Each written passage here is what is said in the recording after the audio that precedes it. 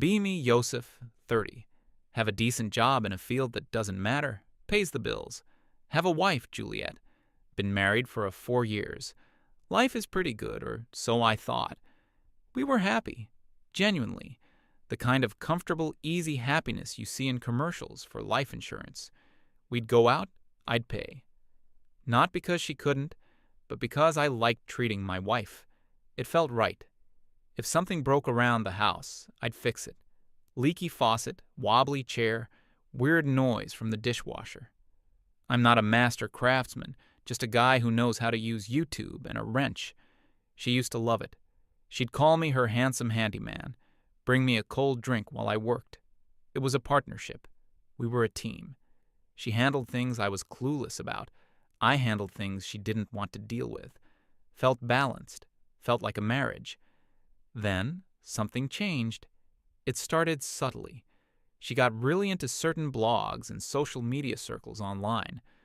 Suddenly, our vocabulary expanded.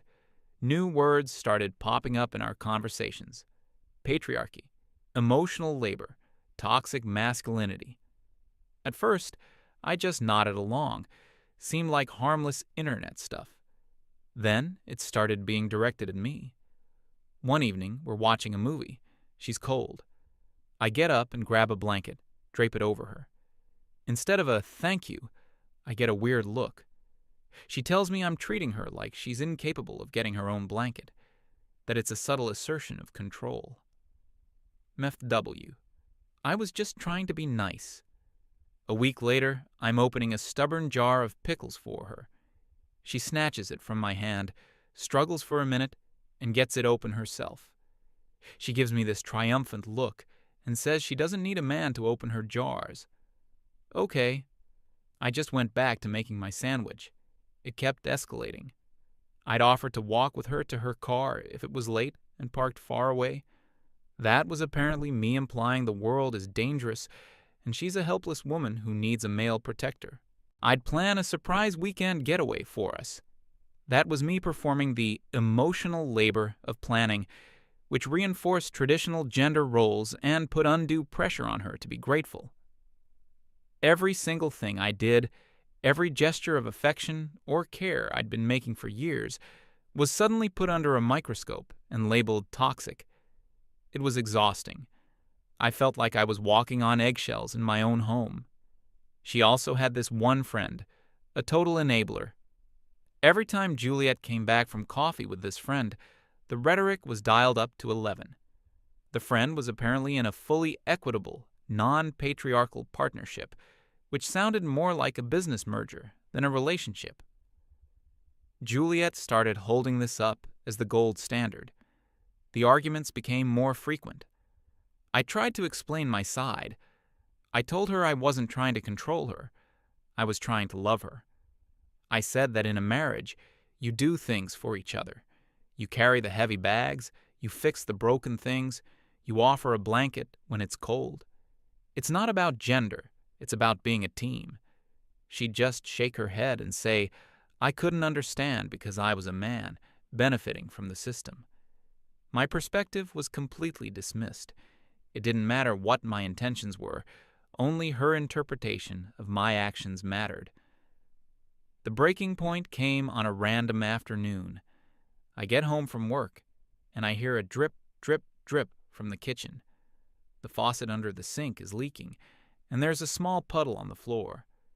Juliet is at the table on her laptop, headphones on. There's a pot on the floor, catching most of the water. She sees me and pulls off her headphones. She says the sink started leaking a few hours ago, and she's been researching how to fix it herself. I look at the puddle, then at the complex plumbing under the sink. I tell her it's a tricky job, might need a specific part, and I can just take care of it right now. I've done it before. This was the wrong thing to say. She goes on a full-blown rant about how I always undermine her, about how I don't trust her to be competent, about how my immediate desire to fix it is a classic example of toxic masculinity, of needing to be the hero and solve the problem. I'm just standing there, tired from a long day at work, looking at water pooling on our hardwood floors. I just wanted to stop the leak. I let her talk. I just stood there and took it. When she was done, I said, "Okay, it's your project. Let me know if you need help." I went into the living room and turned on the TV. An hour later, I hear a loud clang, a curse, and then the sound of water spraying everywhere. I run into the kitchen. She had tried to tighten a fitting with the wrong wrench, slipped, and snapped a PVC pipe. Now, it wasn't a drip. It was a fountain. Water was jetting out, hitting the underside of the counter and spraying all over the kitchen. She's standing there, soaked, looking completely horrified. I didn't say a word. I just walked over, found the shut-off valve for the main water line, and cranked it closed. The fountain died down to a trickle.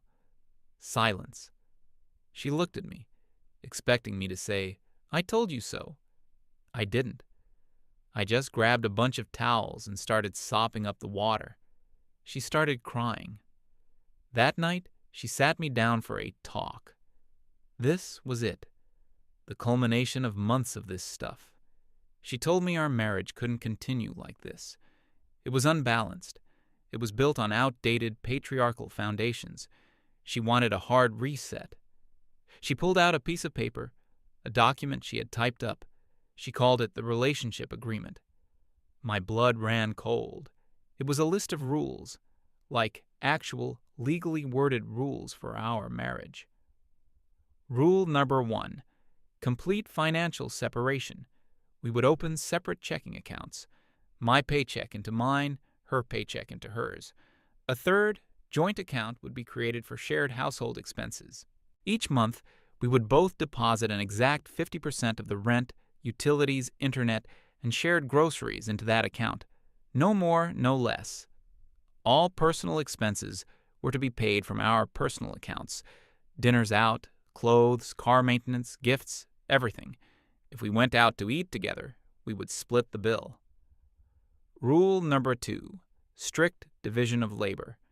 She had a spreadsheet, a color-coded spreadsheet detailing every single household chore: cooking, cleaning, laundry, taking out the trash, grocery shopping for shared items. It was all divided perfectly down the middle. My days to cook, her days to cook, my week to clean the bathroom, her week to clean the bathroom. No deviation from the schedule was permitted unless agreed upon by both parties at least 24 hours in advance. Rule number 3, total self-sufficiency. This was the kicker. Each partner is responsible for their own well-being, personal problems, and emotional regulation. No more husband and wife roles. We were to be equal partners. That meant no more fixing her car, no more handling spiders, no more being the protector. If she had a problem, it was her problem to solve. If I had a problem, it was my problem. Emotional support was to be reciprocal and scheduled, not a default expectation. I read the whole thing. It was 3 pages long. It was the most clinical, soulless document I had ever seen. It was a roommate agreement, not a marriage vow. I tried to argue. I asked her if this was really what she wanted. To turn our home into an office? Our marriage into a business contract? I asked her where love fit into this. Where did kindness fit in? Where did the simple act of doing something for the person you love, just because you love them, fit into her spreadsheet? She told me that true equality couldn't have those blurry lines. She said this was the only way to remove the ingrained patriarchal dynamics. I was defeated. I knew nothing I could say would change her mind. She was completely brainwashed. The next day, I met up with a buddy of mine for a drink. He's older, been through a nasty divorce. He knows things. I laid out the whole situation for him. The slow descent into madness, the constant criticism, and finally, the relationship agreement. I expected him to tell me to run for the hills. He just sat there, listening patiently. When I was finished, he took a long sip of his beer. He looked me dead in the eye and said, "Sign it." I was confused. I asked him why on earth I would agree to such a crazy thing. He leaned in. Because you're not going to fight her on her terms. You're going to fight her on her terms. She's handed you a rule book. She thinks she's the only one who's going to enforce it. Your job is to follow that rule book more perfectly, more completely, and more mercilessly than she could ever imagine. He told me to stop being a husband, stop being her emotional support, stop being her handyman, her financial safety net, her protector. Be a roommate, he said. The best damn roommate she's ever had. Be polite, be clean, be quiet, and be completely, utterly, 100% unavailable for anything outside that contract. Don't do one single thing extra. Let's see how long she enjoys living in the world she created. A switch flipped in my head. He was right. Arguing was pointless. I had been trying to save a marriage that, in her eyes, was already broken. The only way forward was to give her exactly what she asked for. I went home that night with a new sense of calm. I found Juliet in the living room, looking nervous, probably expecting another fight. I walked over, picked up the agreement from the coffee table, and grabbed a pen. I said, "Okay, you win. I'll sign it. We'll do things your way." She looked shocked. Then a wave of relief and victory washed over her face. I added one condition. We follow these rules to the absolute letter, both of us. No exceptions, no cheating, no complaining. This is the system now. We live by it or we don't. Agreed? She eagerly nodded, thrilled that she had gotten her way so easily. I signed the document. She countersigned it. We shook hands, like a business deal. She had this smug smile on her face. She thought she had just won a great victory for feminism and equality. She had no idea she had just signed the death warrant for our marriage as she knew it. And I, for the first time in months, felt a sense of peace. The game had changed, and now I was playing by her rules. The next morning was the beginning of the new era. I woke up at my usual time. Normally, I'd make a big pot of coffee for both of us. Today, I made a single cup in the French press. Just enough for me. I poured it into my mug, washed the press, and sat down to read the news on my phone. Juliet came into the kitchen a few minutes later, still groggy. She went to the coffee pot, saw it was empty and clean. She looked at my mug, then at me. "You didn't make any coffee?" I looked up from my phone. "Sorry, that's not a shared expense. We can add coffee to the joint grocery list if you want, but the labor of making it isn't on the chore chart for today." I took a calm sip. The look on her face was a mixture of confusion and annoyance. She ended up making her own instant coffee, grumbling the whole time. That weekend, it was my turn for shared grocery shopping. I made a list: milk, eggs, bread, butter. The absolute basics we had agreed upon. I went to the store, bought only those items, came home, put them away, and uploaded the receipt to our shared expenses app, requesting a 50% reimbursement from her. Later that day, she realized she was out of her favorite yogurt and the specific brand of oat milk she likes. She asked if I could swing by the store and pick them up for her.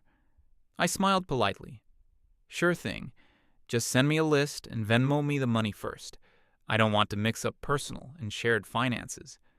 She stared at me, speechless for a second. Then she just said, "Forget it," and went to the store herself. The first few weeks were filled with moments like these. I was the perfect roommate. I performed my assigned chores on the designated days flawlessly. The trash was always out on time. The bathroom was spotless on my week. The meals I cooked for dinner on my nights were simple, nutritious, and exactly on budget. I was polite and cordial. "Good morning. Have a good day at work. The shared portion of the internet bill is due." But that's all it was. The warmth was gone. I stopped doing the little things. No more back rubs while we watched TV. That wasn't in the contract. No more surprise flowers. That was a personal expense. No more, "How was your day, honey?" and actually listening to the answer. Our emotional support was now scheduled and reciprocal, and she never scheduled anything. We were two separate entities living in the same space. She, on the other hand, had a harder time adjusting. She'd forget the rules. She'd cook a meal on her night and automatically make a plate for me, then seem confused when I politely declined, reminding her it wasn't my designated meal night and I had already eaten. She'd complain about a problem with her car, clearly expecting me to offer to take a look. I'd just nod sympathetically and say, "Wow, that sounds really frustrating. I hope your mechanic can figure it out." At first, she seemed to enjoy the freedom. She bragged to her friend on the phone about how our new system was working, how we were truly equal partners now. But I could see the cracks starting to form. The financial reality was the first major blow. I had always been the higher earner, not by a huge amount, but enough that I covered most of our discretionary spending. Dinners out, vacations, concert tickets. Now, with everything split 50-50, she was realizing how much she had taken for granted. Her friends would invite her out for an expensive brunch. Before, she'd just go. Now, she had to check her personal bank account and realized she couldn't afford it after paying her half of the rent and bills. She started complaining about being broke all the time. I'd just nod and say, "Yeah, budgeting is tough." One evening, she came to me with a bill from her mechanic, an expensive, unexpected repair. She asked if I could help her out this one time. I pulled up the agreement on my phone and pointed to the clause about personal property and expenses being the sole responsibility of the owner. I told her I was sorry, but the rules are the rules. We both agreed to them.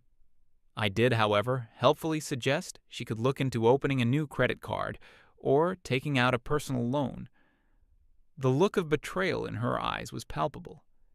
She was starting to realize that the patriarchal support system she hated so much was also her safety net. And now she had removed it herself. But the real test hadn't even begun. The true cost of her new world was about to become very, very clear. The house grew quiet over the next month. It wasn't a peaceful quiet. It was a dead quiet, the sound of a home where two people are actively avoiding a life together. We stopped eating at the same time to avoid awkward silence at the dinner table. I'd see her grab her plate of food, whatever she was responsible for cooking for herself that night, and take it to her room. I did the same. We passed each other in the hallway like ghosts. A polite nod. Maybe a "pardon me." The shared spaces, like the living room, became neutral zones in a Cold War. She'd be on one end of the couch, scrolling on her phone. I'd be on the other, reading a book. The space between us felt like a mile. The intimacy was completely gone. We were sleeping in the same bed, but it felt like we were in different zip codes, just two bodies taking up space. I never initiated anything. I was following the rule book. Emotional and physical intimacy must be mutually and verbally agreed upon. She never brought it up. I think she was too proud. Or maybe she was finally realizing that you can't schedule desire on a spreadsheet. Her social life took a hit, too. She tried to host a get-together for a few of her friends one weekend. She announced it to me a few days prior, as per the rules for using a shared space. I just said, "Okay, thanks for the heads up. I'll make sure to stay out of your way." The day of the party, her friends arrive. They're all the same type. Loud, full of jargon, probably have "Smash the Patriarchy" bumper stickers. I'm in the kitchen getting a glass of water when they all walk in. Juliet introduces me. "This is Yosef." Not my husband, just Yosef. I smiled politely. "Nice to meet you all. Hope you have a great evening." Then I took my water and went straight to my home office and closed the door. I could hear them talking in the living room. A little while later, Juliet knocked on the door. She asked if I was going to come out and socialize. She said her friends thought it was weird that I was hiding. I looked at her. Am I required to socialize with your personal guests according to the agreement?" She flushed. "Well, no, but it's rude." "The agreement doesn't cover politeness to guests," I said. "It covers the use of shared spaces. I'm in my personal space. You are using the shared space for a pre-approved personal event. I'm not interfering." I put my headphones on. She left, slamming the door a little too hard. I'm sure she spun some story to her friends about how I was being difficult. But the damage was done. The image of her perfectly equitable partnership had a huge crack in it. Her friends saw a man who treated her like a stranger in her own home. They just didn't know she was the one who had drawn up the lease. The real turning point, the moment I think she truly understood the consequence of her new world, happened a few weeks after that. She got sick. Not just a little cold, a full-blown, knock-you-on-your-back flu. Fever, chills, the whole 9 yards. On the first day, she stayed in bed. I figured she was just tired. On the second day, I got a text from her while I was at work. "Can you pick up some soup and medicine on your way home?" Feeling awful, I texted back. "Sure.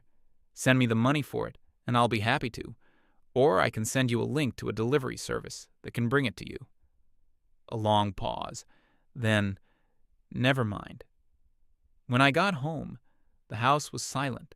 She was still in bed. I could hear her coughing through the door.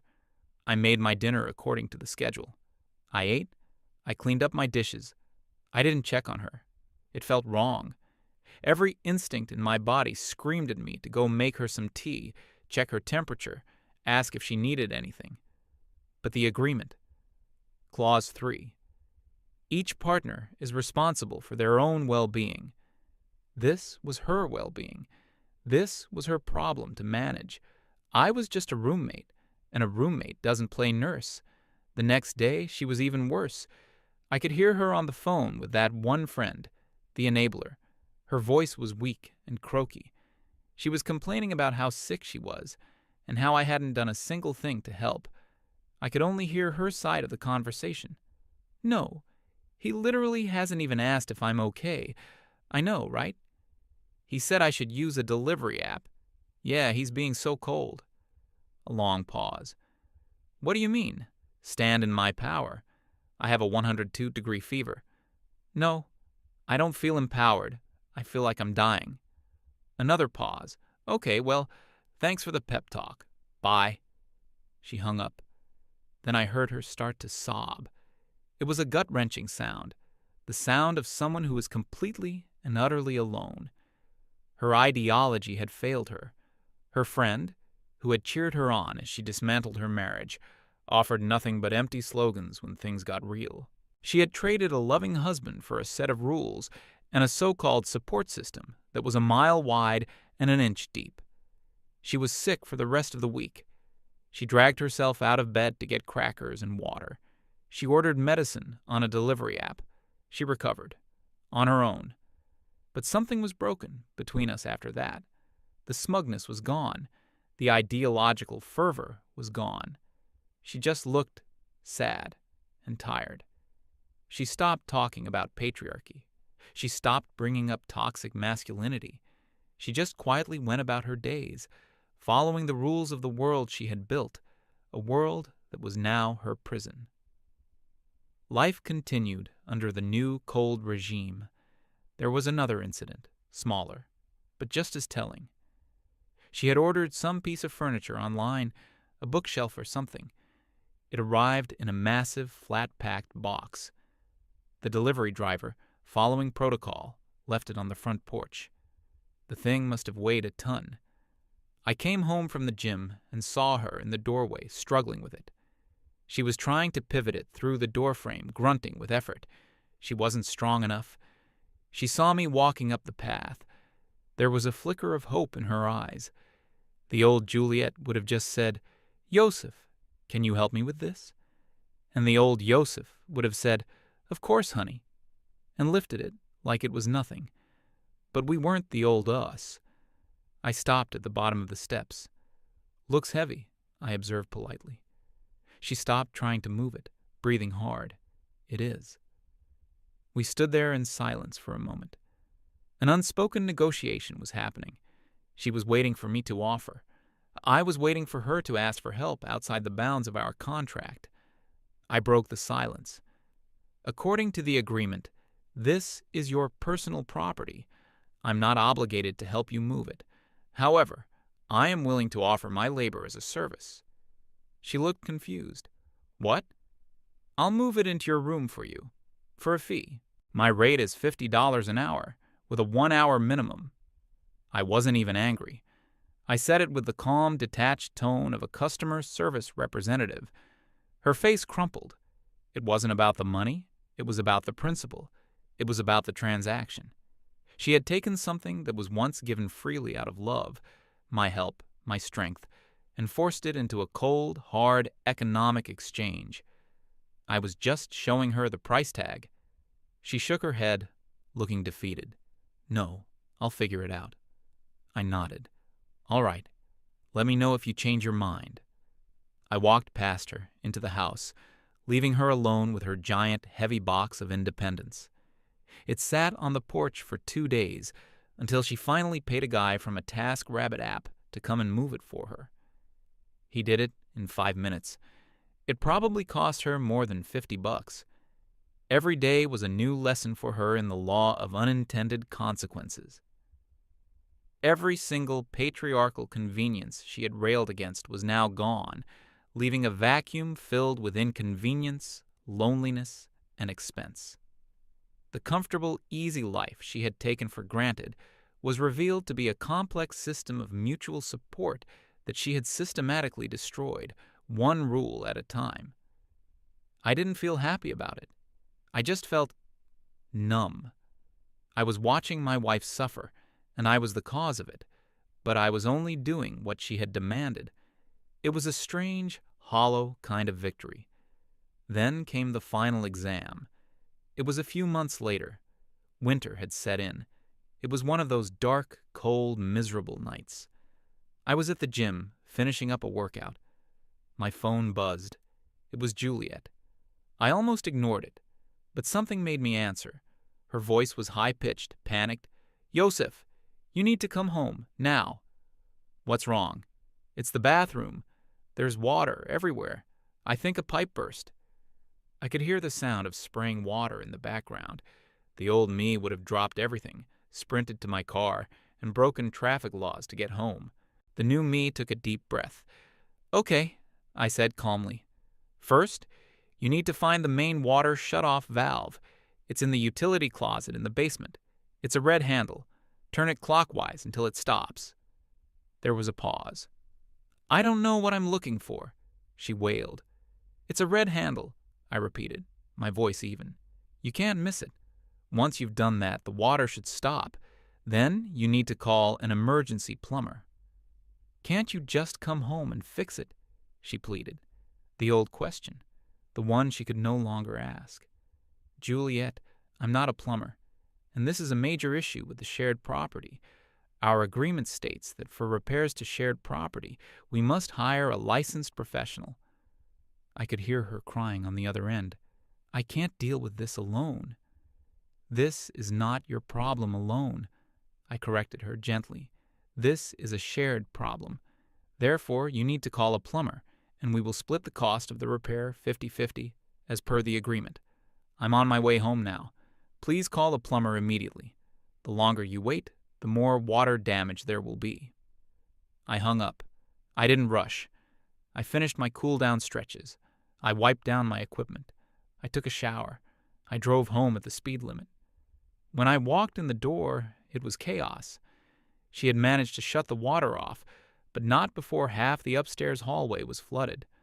Water was dripping through the ceiling into the living room below. A stressed-out-looking plumber was in the bathroom, making loud noises with a wrench. Juliet was standing in the middle of the mess, looking small and helpless. Her face was pale, streaked with tears. She looked at me, her eyes begging for something, reassurance, comfort, for me to take over. I walked past her and addressed the plumber. What's the situation?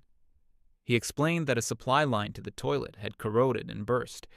He could fix the pipe, but the water damage was extensive. We would need a restoration company. I nodded. I took out my phone and started taking pictures of everything for insurance. I was calm, efficient, detached. An hour later, the plumber was finished. The leak was stopped. He handed Juliet the invoice. She just stared at it. The number was huge. 4 digits.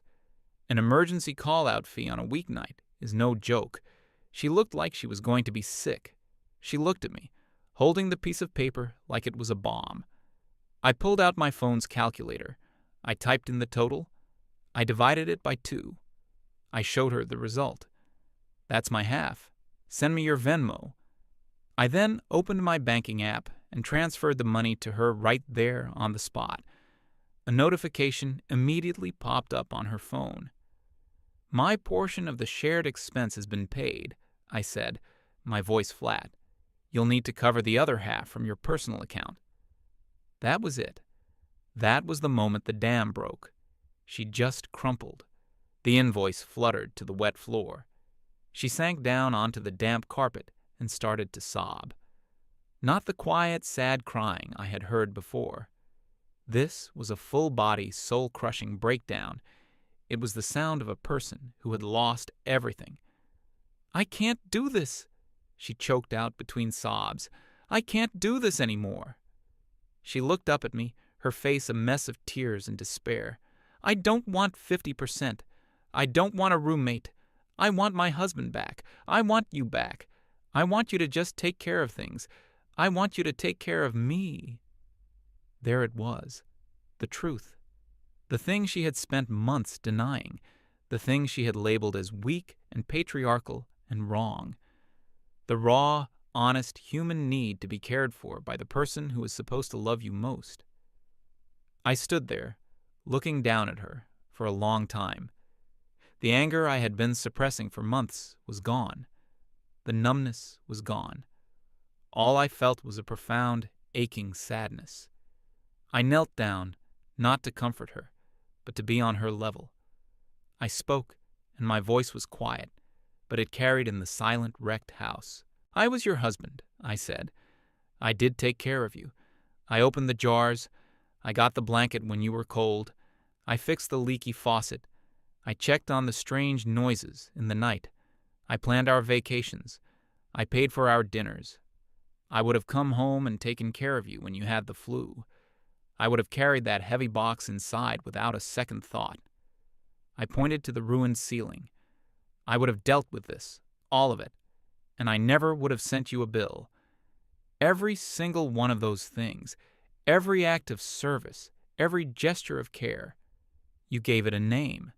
You called it toxic. You called it patriarchy. You called it control. You told me you didn't need a protector or a provider. You needed a partner, an equal. You handed me a rule book for how you wanted to be treated. I looked her dead in the eye. I have followed your rules, Juliet, to the letter. I became the man you described, the partner you wanted, detached, independent, transactional.